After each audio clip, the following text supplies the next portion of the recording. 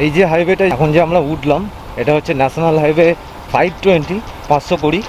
তো এই হাইওয়ে ধরেই সোজা আমাদেরকে যেতে হবে সুন্দরগড়ের উদ্দেশ্যে।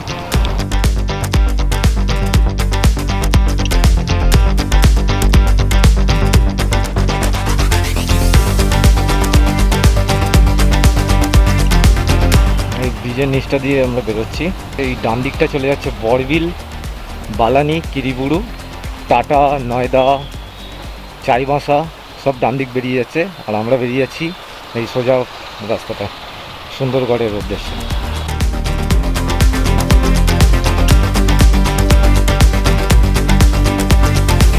রাস্তার দুধারের পাহাড়টাকে দেখুন, দুদিক দিয়ে এরকম উঠে গেছে আর মাঝখান দিয়ে এরকম রাস্তা।